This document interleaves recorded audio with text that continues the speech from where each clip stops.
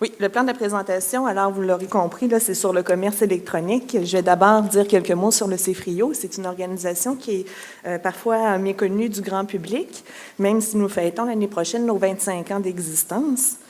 Alors, le CFRIO, c'est le centre qui facilite la recherche et l'innovation dans les organisations à partir de tout ce qui tourne autour des TIC.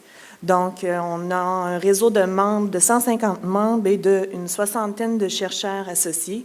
Ce qu'on fait, c'est principalement des projets de recherche et expérimentation, donc en association avec des chercheurs de toutes les universités du Québec et quelques universités à l'extérieur du Canada. Puis, des projets d'enquête, dont le commerce électronique. En plus, ce sont beaucoup des chiffres que je dois vous présenter aujourd'hui. Puis des activités de veille stratégique. Notre mission, contribuer à faire du Québec une société numérique grâce à l'usage des technologies comme levier de l'innovation sociale et organisationnelle. Alors, nous ne sommes pas un fournisseur de solutions technologiques. On travaille vraiment au niveau de la transformation organisationnelle et sociale. Le portrait du commerce électronique, on peut le faire grâce à 3 grandes enquêtes qu'on mène. L'ISEC, qui est l'indice du commerce électronique au Québec, qui mesure le pourcentage de cyberacheteurs et la valeur des achats en ligne. L'enquête Net Tendance, qui a maintenant 12 ans d'existence et qui mesure l'utilisation d'Internet au Québec. Et l'enquête Net PME, qu'on mène aux 2 ans et qui touche l'utilisation des TIC, mais par les PME particulièrement.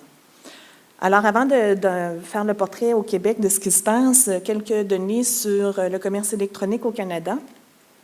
En 2009, près de 39% des Canadiens de 16 ans et plus, soit 10,8 millions de personnes, ont acheté des produits et des services sur Internet.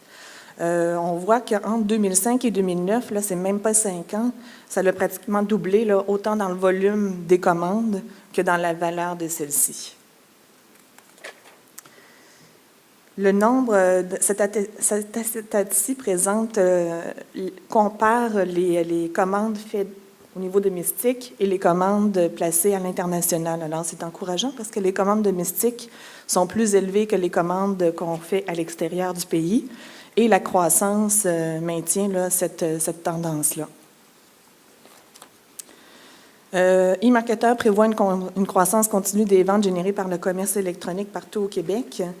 Et selon les prévisions, en 2015, la valeur des achats va atteindre 30 milliards de dollars, ce qui n'est pas rien là, dans notre économie. Portrait du commerce électronique au Québec. Au niveau des PME, seulement 13,9% des entreprises de petite et moyenne envergure sont présentes dans le commerce électronique. On fera le comparatif tantôt avec les cyberacheteurs. Au niveau des petites entreprises, là, c'est celles qui ont de 100 à 500 employés qui sont le plus présentes, surtout dans le secteur manufacturier et le commerce de détail. Ce qui est étonnant, c'est qu'il y a 10 ans, le commerce de détail était le commerce le moins présent là, en commerce électronique. Alors, c'est lui qui a eu une plus forte évolution de ses ventes.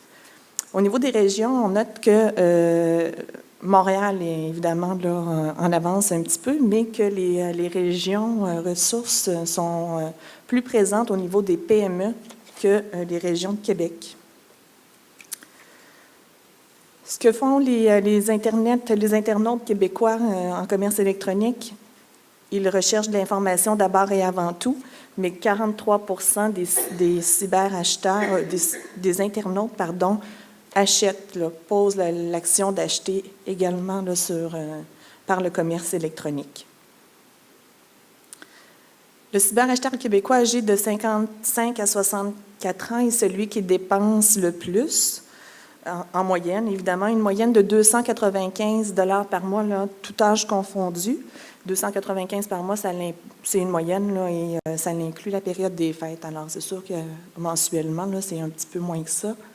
Je vous ferai remarquer que le montant des 18-24 ans est le plus petit, mais il faut tenir compte là, de la possibilité d'achat des jeunes qui est moins grande, évidemment, que celle des plus âgés. Les dépenses augmentent. La ligne verte, c'est la ligne de 2010. Alors, on voit qu'il y a eu un gros pic de vente en février, puis les courbes sont toujours à la hausse de plus en plus. Si on le regarde mensuellement, les 2 périodes les plus fortes sont celles de août et septembre, où il y a la rentrée scolaire, et évidemment la période des fêtes. Au cours du 2e trimestre, en 2011, là, la tranche d'achat et de dépenses mensuellement, c'est celle de 100 à 500 $. Donc, quand quelqu'un achète sur Internet, c'est un produit ou un service entre 100 et 500 $ en moyenne qui est le plus acheté. Qui sont les cyberacheteurs québécois? Ce sont beaucoup les jeunes. On a vu tantôt que la valeur des achats était plutôt au niveau des gens de 35 à 55 ans, mais 71 % des jeunes de 18 à 24 ans sont sur la toile et font des achats commerciaux. Alors, la tendance est claire.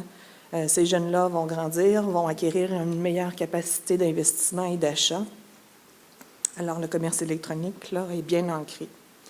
Ce sont davantage des urbains et le revenu familial supérieur à 60 000 $ là, a un impact important.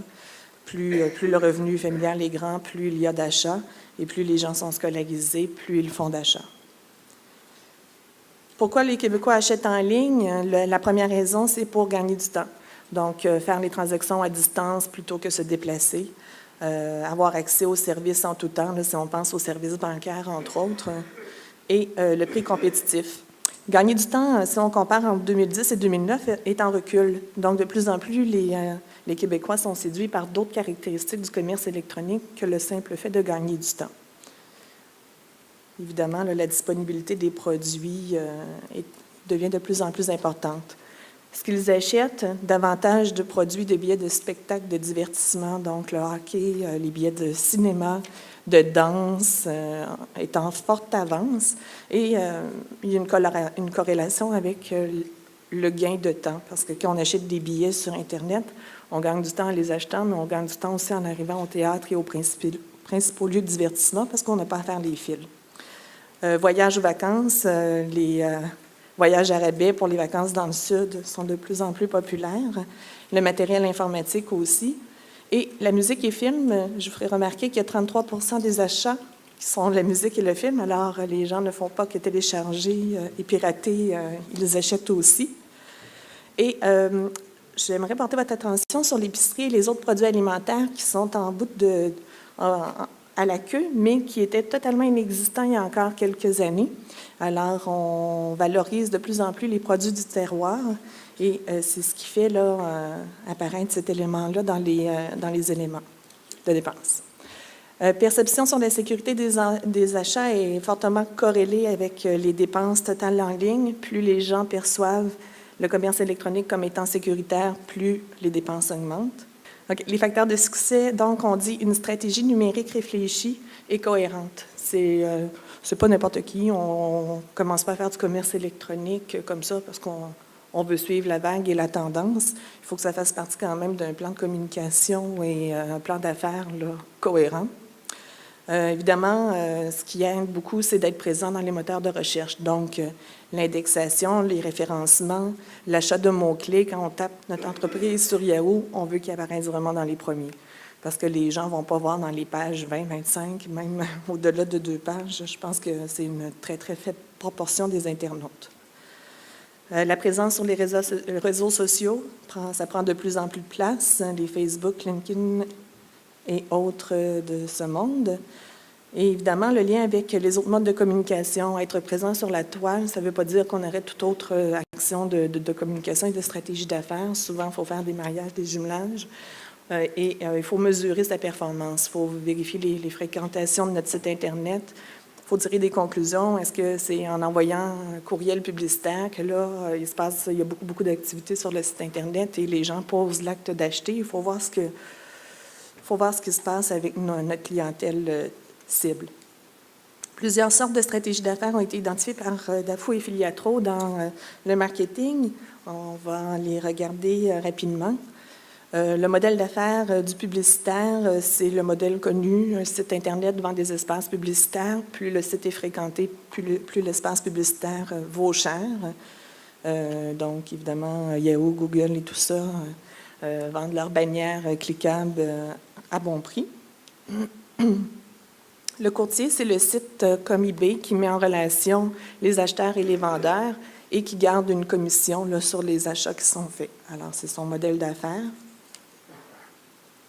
L'infomédiaire, j'ai l'impression vraiment de vous transmettre des informations à la vitesse. L'infomédiaire, c'est l'intermédiaire de l'information comme le site Nielsen qui vend l'information qu'il collecte, là, donc c'est plutôt ciblé. C'est pour comprendre là, souvent des marchés très pointus, très particuliers. Le marchand, comme Future Shop, qui met en ligne un site à la fois informationnel et transactionnel où on peut faire l'achat de A à Z là, dans le processus. Le fabricant, de plus en plus, souvent les fabricants de composantes informatiques sont de plus en plus présents. Ils veulent rejoindre le consommateur directement, réduire le nombre d'intervenants, puis connaître qui sont leurs bassins de clientèle. L'affiliateur, c'est le site comme Amazon où on vend la publicité, mais ciblée à un produit connexe au nôtre. Donc, la vente de livres, ils vendent des espaces publicitaires pour les tablettes et gardent une proportion, une marge de bénéfice sur les ventes du fournisseur. La communauté, tout ce qui entoure les réseaux sociaux, là, on mise davantage sur les gens qui partagent les mêmes intérêts. Ce n'est pas la vente de produits directement par Facebook, mais là, c'est beaucoup de l'influence, c'est de la notoriété. La souscription, c'est un abonnement mensuel, un abonnement périodique ou journalier. Beaucoup, les revues, les journaux fonctionnent avec cette stratégie d'affaires-là. Et souvent, ça combine le mode publicitaire, parce que pour le journal, on paie un abonnement mensuel, mais il y a aussi la vente de bannières publicitaires. Le prestataire de service, à la différence d'un périodique, c'est à l'utilisation. Comme Skype, on achète un certain nombre de crédits qui sont débités à l'utilisation, plutôt que de payer un tarif mensuel là, égal à chaque fois. Où s'en va le commerce électronique? C'est vraiment en croissance continue. La mobilité et la géolocalisation sont vraiment les enjeux, la réalité augmentée. L'accès à Internet à partir d'un téléphone intelligent va surpasser probablement l'ordinateur d'ici 2014, c'est bientôt. Alors, dans votre modèle d'affaires, vous devez prévoir l'adaptation de vos services en ligne à la portabilité. Il faut que ce soit bien lisible sur les téléphones intelligents et sur les tablettes. Et tout ce qui est aussi la réalité augmentée prend de plus en plus de place. À Wendake, d'ailleurs, cette année, ils ont lancé les nouveaux codes QR pour valoriser les attraits, entre autres. 71% des gens recherchent l'information après avoir vu une publicité sur le mobile. Ça en dit aussi sur l'impact de ces objets-là. La nécessité d'anticiper la demande et de s'adapter aux nouveaux usages. Ça rejoint un peu ce qu'on vient de dire. Le CFRIO, ce qu'on fait, c'est qu'on mène des projets de recherche. On peut accompagner les gens dans les approches innovantes et les meilleures pratiques. On fait toujours les enquêtes, puis aussi l'accompagnement dans l'élaboration de plans numériques.